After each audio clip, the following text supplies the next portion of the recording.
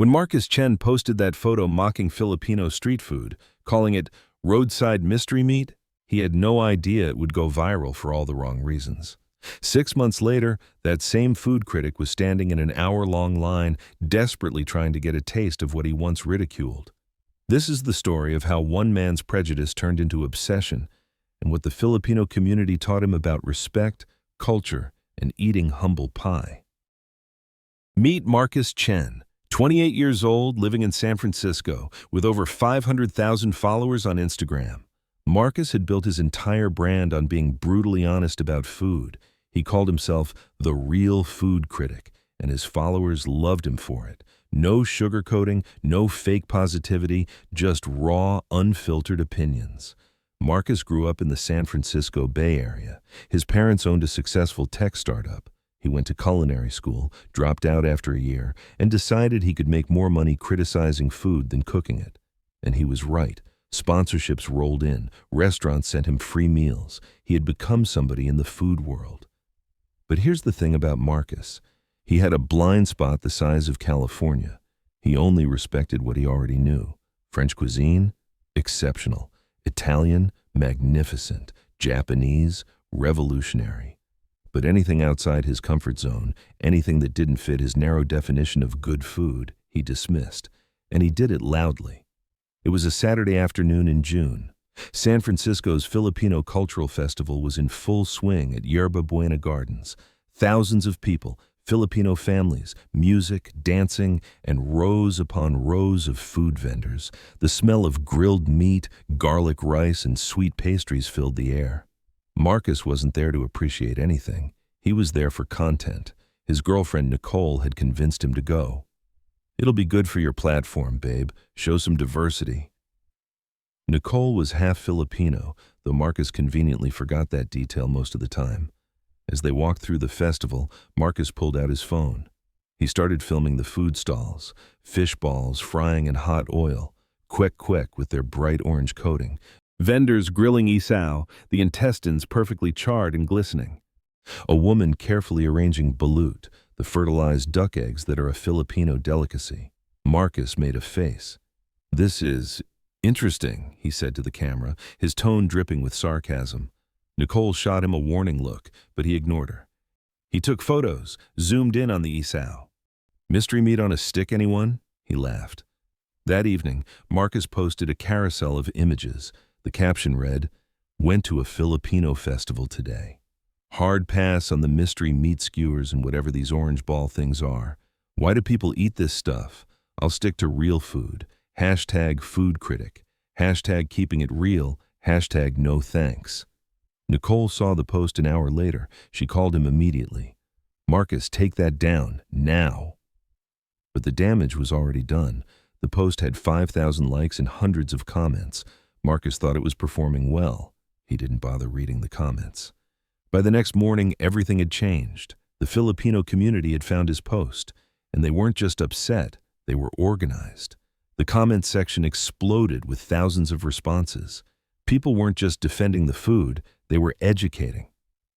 One comment read, "That mystery meat is isaw, grilled intestines. My Lola sold these from a cart to put my mom through school. This food represents survival and resourcefulness." Another said, "Those orange ball things are kwek, quail eggs.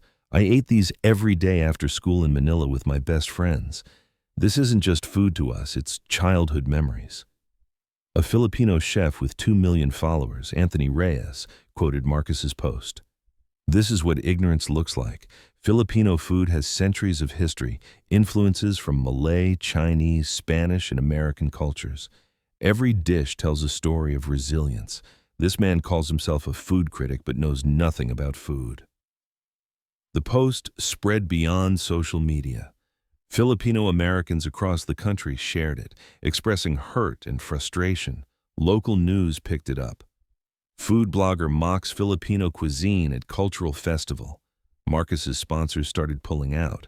A kitchenware brand canceled their contract. A meal delivery service sent a statement, "We don't align with these values." His follower count started dropping, hundreds, then thousands. Nicole came over that evening. She looked tired. "Marcus, do you understand what you did?" It's just food criticism, Nicole. This is what I do. It's my culture, Marcus, my grandmother's culture. When you mock that food, you're mocking my family. Her voice cracked. You embarrassed me. My mom called me crying this morning. Marcus felt a knot form in his stomach. I didn't think. No, you didn't think. That's the problem. Nicole grabbed her bag. I need some space. Figure out who you want to be, Marcus. Alone in his apartment, Marcus finally read through the comments. Really read them. Story after story of Filipino immigrants, working multiple jobs, saving money, using food to stay connected to home. He read about overseas Filipino workers sending money back to their families, eating balut on video calls to feel closer to their loved ones. One comment stayed with him. My father sold fish balls on the street in Manila for 20 years to send me to college in America. I'm now a doctor. That weird food you mocked paid for my education. Marcus felt sick. Not from the food, but from himself. The next day, Chef Anthony Reyes posted a video. He was in his restaurant kitchen, speaking directly to the camera. Marcus Chen, I'm extending an invitation. Come to my restaurant, Lola's Kitchen, this Friday at 6 p.m. I'll prepare a traditional Filipino meal. If you don't like it, if you can honestly say it's not real food, I'll personally give you $1,000, but you have to come with an open mind and an empty stomach. The video went viral. Everyone waited for Marcus's response. Marcus stared at his phone for hours. His pride told him to ignore it. His conscience told him something different. Finally, he replied in the comments, I accept. I owe it to your community to show up. Friday came faster than Marcus wanted. He stood outside Lola's Kitchen in San Francisco's South of Market neighborhood. The restaurant was packed, every table full. Through the windows, he could see Filipino families sharing meals, laughing, kids running between tables. Marcus took a deep breath and walked in. The conversation didn't stop, but heads turned. Everyone knew who he was and why he was there. Chef Anthony approached, extending his hand. He was in his mid-40s, warm smile, chef's white spotless. Marcus, thank you for coming. His voice was kind, which somehow made Marcus feel worse. I appreciate you giving me this chance, Marcus managed to say. Come, let me introduce you to someone. Chef Anthony led him to a corner table where an elderly Filipino woman sat, gray hair pulled back, wearing a traditional barong. This is Lola Maria. She opened this restaurant 40 years ago. Lola Maria looked at Marcus with eyes that had seen everything. She gestured to the empty chair. Sit, Anak. Let me tell you a story. Marcus sat, feeling like a child about to be scolded. I came to San Francisco in 1972, Lola Maria began. I was 35 years old with 2 children and $200 in my pocket.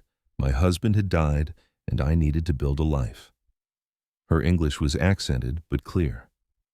I started with a food cart on this very street. I sold lumpia and pancit. People would walk past making faces. They called my food strange, dirty. They said it smelled bad. Marcus wanted to disappear. But I kept cooking because this food, it's not just food. It's my mother's hands making adobo. It's my father coming home from the fields eating sinigang. It's every birthday, every celebration, every hard day when a warm meal reminded us we were family. She looked at Marcus directly. When you mock our food, you mock our survival, our love, our identity. I'm sorry, Marcus whispered. I didn't understand. Lola Maria smiled softly. Now you will learn. Chef Anthony brought out the first dish. This is isaw, the mystery meat from your post. These are chicken intestines, cleaned meticulously, marinated in vinegar, soy sauce, and spices, then grilled over charcoal. He placed the skewers down with a small cup of spiced vinegar. In the Philippines, we don't waste. Every part of the animal is respected and used. This isn't about poverty, it's about resourcefulness and sustainability. Marcus picked up a skewer. The smell was incredible, smoky and savory. He dipped it in the vinegar and took a bite. The flavor exploded in his mouth. Slightly chewy, incredibly flavorful, the char adding complexity, the vinegar cutting through the richness perfectly. His eyes widened. This is actually amazing. A woman at a nearby table heard him. "That's what we've been trying to tell you." Next came fish balls and quack quack. "Street food," Chef Anthony explained. "Every Filipino kid grows up eating these after school. They cost a few pesos. For many families, this is how children socialize, learn to handle money, experience independence." A young Filipino man approached their table. "Can I say something?" Chef Anthony nodded. "I'm David. Those fish balls you see? My Lola sold them on the street in Manila for 30 years. After school, my friends and I would go to her cart. She'd give us extra, make sure we ate. When I got into college, she was so proud. She still sells fish balls at 75 years old, not because she has to, but because that corner is her community. Her customers are her family." Marcus felt his throat tighten. Chef Anthony brought out sisig, sizzling on a hot plate. The aroma was intoxicating. Crispy pork, onions, chili peppers with a raw egg on top to be mixed in. This was invented in Pampanga, created by Lucia Cunanan.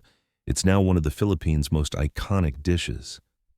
Marcus mixed the egg in and took a bite. The textures, the flavors, the way the heat built gradually. "This is world class," he said quietly. "It always was," Chef Anthony replied. "You just weren't ready to see it." The meal continued. Adobo, the unofficial national dish, chicken and pork braised in vinegar, soy sauce, garlic, and bay leaves. So simple, yet so complex in flavor. Sinigang, the sour tamarind soup that made Marcus understand comfort food in a completely new way. Lumpia, Filipino spring rolls that were delicate and crispy and perfect. And finally, halo for dessert. Shaved ice, condensed milk, sweet beans, jellies, oob ice cream, all mixed together. Marcus had initially thought it looked chaotic, but tasting it, he understood. Every spoonful was different, a surprise, a perfect representation of Filipino culture itself, diverse, layered, beautiful in its complexity. Throughout the meal, other diners shared their stories. An older woman talked about cooking adobo the way her mother taught her, now teaching her grandchildren the same recipe. A man explained how he ate balut with his father every Sunday before his dad passed away, and now he eats it to feel close to him. Each dish wasn't just food. It was memory, identity, connection, love made tangible. After 3 hours, Marcus sat back, overwhelmed. Chef Anthony sat across from him. "So, what do you think?" Marcus's eyes were wet. "I think I've been an arrogant idiot." "That's a start," Chef Anthony said gently. "Why are you being so nice to me?" Marcus asked. "I disrespected everything you love." Chef Anthony leaned forward. "Because you didn't know better, but now you do. The question is, what will you do with this knowledge?" Marcus looked around the restaurant, families sharing meals, children laughing, the clinking of plates and glasses, the warmth of community. On the walls were photos documenting Lola Maria's journey, her first food cart, her first restaurant, her children, grandchildren, newspaper clippings, awards, a life built on food that Marcus had dismissed as not real. He thought about Nicole, about her mother crying. He thought about every person who had shared their story tonight. He thought about his own privilege, his narrow worldview, his cruelty disguised as honesty. "I need to make this right," Marcus said. "Then make it right," Chef Anthony replied. That night, Marcus went home and stayed up until dawn. He wrote, deleted, wrote again. He filmed a video, but it felt performative, so he filmed again and again until the words came from his heart, not his ego.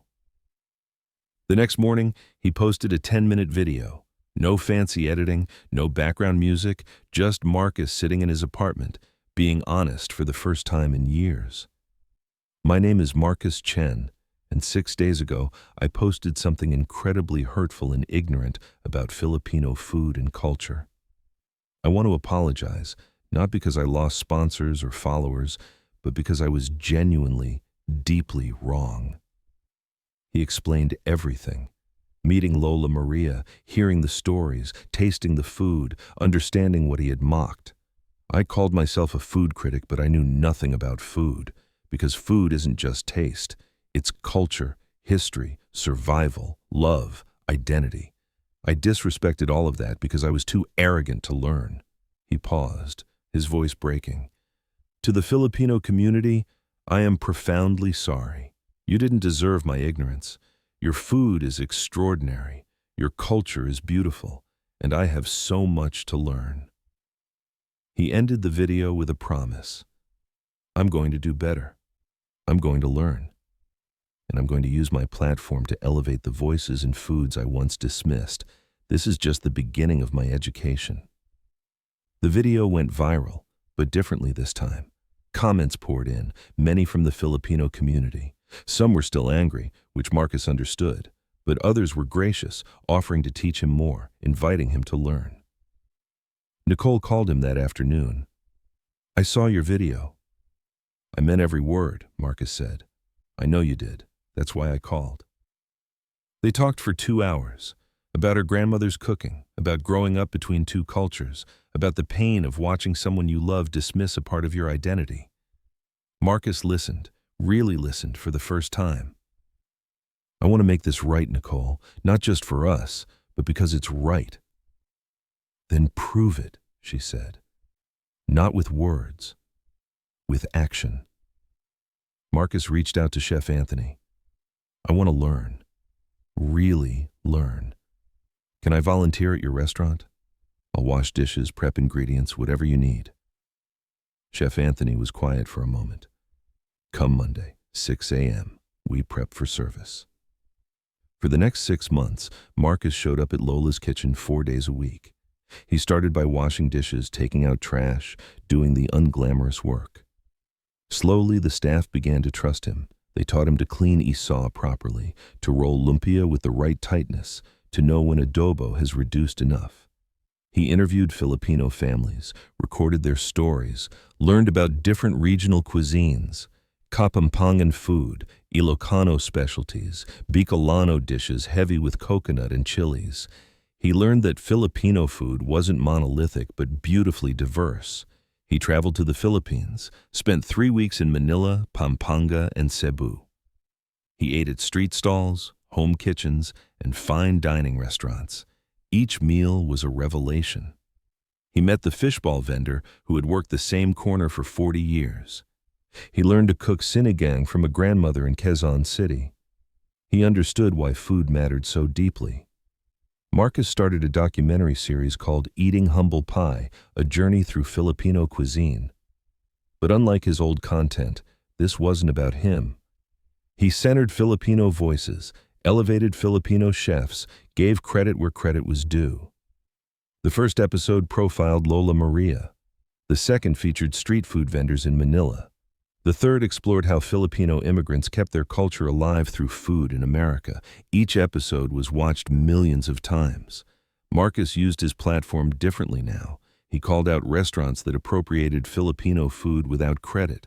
He promoted Filipino-owned businesses. He learned Tagalog, basic phrases at first, but he practiced. When he made mistakes, people gently corrected him, and he was grateful. His relationship with Nicole slowly healed. She saw his genuine change, his willingness to be uncomfortable, to learn, to do the work. Her family eventually forgave him. Her mother even taught him to make her adobo recipe, the highest compliment she could give. Fast forward to December. A new Filipino restaurant, Archipelago, was opening in San Francisco's Mission District. The chef, a young Filipino-American woman named Isabel, had trained in Manila and New York. The buzz was incredible. Opening day, a line formed at 5 a.m. By noon, it wrapped around the block. People waited an hour, some longer, just to get a taste of her modern take on Filipino classics. And there, in line, wearing a barong Tagalog that Chef Anthony had gifted him, was Marcus Chen. He waited patiently, excited, talking with others in line about their favorite Filipino dishes.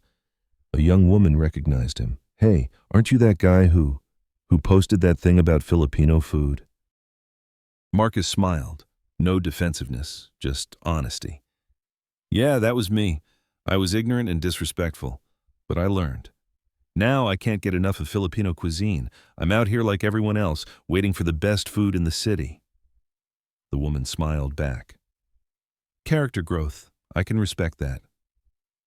When Marcus finally got inside, Chef Isabel came out to greet customers. She saw him and walked over. Marcus Chen, I've been following your journey. I've been following yours too. Congratulations on the restaurant. Want to know something? Isabel said. Your original post, as hurtful as it was, it sparked something. It made us realize we needed to be louder about our cuisine, prouder. So in a weird way, thank you. You became the villain we needed to rally against. Marcus laughed, a genuine, humble laugh. Glad I could help by being terrible. And then you did the work. You changed. That matters more. She handed him a menu. First meals on the house. Try everything. As Marcus sat down, looking at the menu filled with dishes he now understood and loved, he thought about how far he'd come. From mockery to respect, from ignorance to knowledge, from arrogance to humility. His phone buzzed, a message from Lola Maria. Proud of you, Anak. You learned well. Marcus felt tears in his eyes. He had been called Anak child, the ultimate acceptance into Filipino culture, not because he was perfect, but because he had shown up, learned, changed, and continued to show up. Today, Marcus Chen is one of the loudest advocates for Filipino cuisine in America. He's used his platform to help dozens of Filipino restaurants get noticed.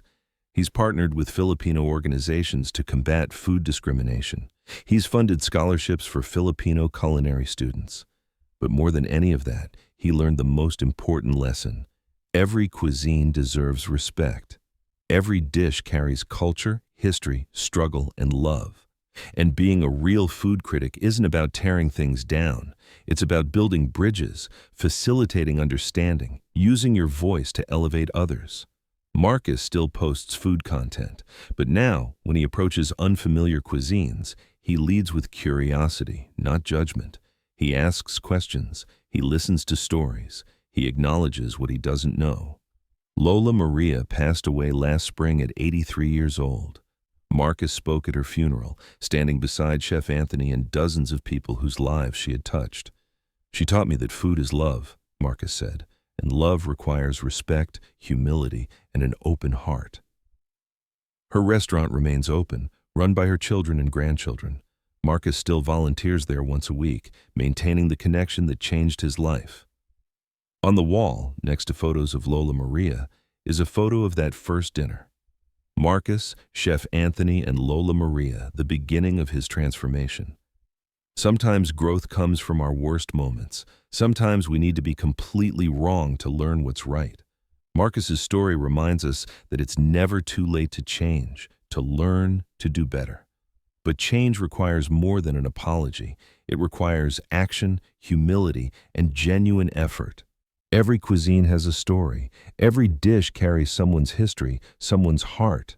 Before you judge, before you mock, before you dismiss, ask yourself, what don't I know? What am I missing? Who am I hurting? Because that weird food you're laughing at, someone's grandmother perfected that recipe. Someone's father sold it to pay for school. Someone's mother cooked it to stay connected to home. It's not just food. It's never just food. Have you ever judged something before truly understanding it? What changed your perspective? Share your story in the comments below. Let's learn from each other. If this story inspired you, subscribe for more content about culture, food, and the bridges we can build through understanding and respect.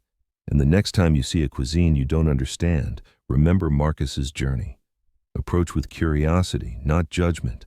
Ask questions, listen to stories, and maybe, just maybe, you'll discover something extraordinary. Salamat. Maraming salamat. Thank you for watching.